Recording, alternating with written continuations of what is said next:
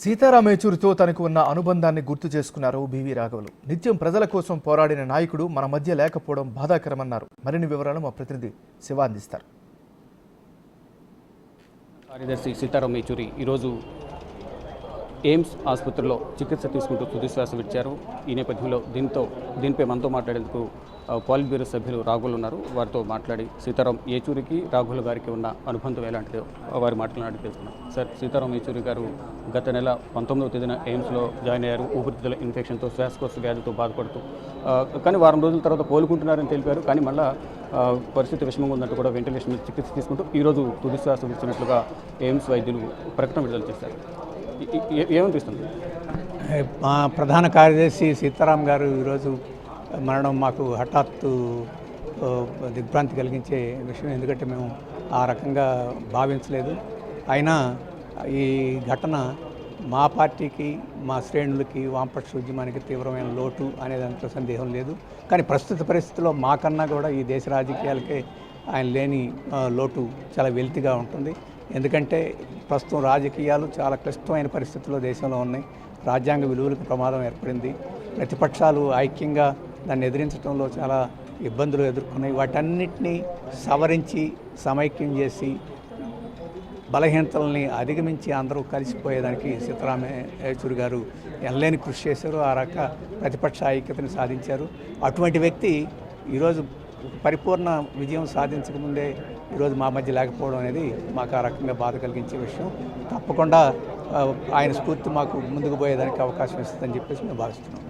ప్రతిపక్ష పార్టీలు ఏకం చేయడంలో సీతారాం యేచూరి కీలకంగా వ్యవహరించారు. ఒక దేశ రాజకీయాలు ఒక తెలుగు వ్యక్తిగా అత్యున్నత శిఖరాలకు వెళ్ళడం, ఒక జాతీయ పార్టీకి జాతీయ ప్రధాన కార్యదర్శిగా ఉండటం 12 సంవత్సరాలు, అంటే 2005 నుంచి 12 వరకు రాజ్యసభ ఎంపీగా కూడా ఉన్నారు.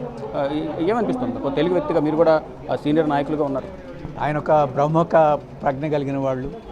ఎందుకంటే విద్యార్థి ఉద్యమంలో ప్రముఖమైన నేత, జేఎన్యూలో 2 సార్లు ఎవరు 2 దఫాలు అధ్యక్షుడిగా ఎన్నికలేదు. ఆ రకంగా గొప్ప మాట చతురత, విజ్ఞానం వీటన్నిటిలో కూడా ఉంది. అందుకని అంతర్జాతీయ స్థాయిలో, జాతీయ స్థాయిలో అటువంటి ముఖ్యమైన పాత్రను ఆయన నిర్వహించగలిగారు. అలాగే ప్రత్యేకంగా తెలుగు ప్రజల గురించి కూడా ఆయన ఎన్నో ఎనలేని కృషి చేశారు. రాష్ట్ర విభజన సందర్భంలో విభజన చట్టాన్ని 2 రాష్ట్రాలకి తగిన పద్ధతిలో న్యాయం జరిగే పద్ధతిలో ఉండేదానికి ఆయన పార్లమెంట్లో చాలా పెద్ద కృషి చేశారు. గొప్ప పార్లమెంటేరియన్ గాను, అలాగే రాజకీయ నాయకుడు గాను, పోరాట యోధుడు గాను, అంతర్జాతీయ సంబంధాలని దేశ ప్రయోజనాలకు అనుగుణంగా ఆయన మలిచే దాంట్లో శక్తివంచన కృషి, అన్ని రంగాల్లోనూ ఆయన ఆ రకమైన కృషి చేశారు. అందుకనే ఈరోజు సిపిఎంఏ కాకుండా వామపక్షాలే కాకుండా అందరూ ఆయన లేని లోటుని, వెలితిని ఈరోజు అందరూ గమనిస్తున్నారు. అది ఆయన మన దేశ రాజకీయాలకి ఆయన చేసిన కృషికి ఒక నిదర్శనం. అంత్యక్రియలకు సంబంధించి పార్టీ ఎటువంటి నిర్ణయం తీసుకుంది? అంటే ఇంటికి తీసుకువెళ్ళడం, పార్టీ కార్యాలయం నుంచి ఇక్కడ నుంచి ఎయిమ్స్కి అప్పగించడం. ఇప్పుడు ఆయన పార్థివ శరీరాన్ని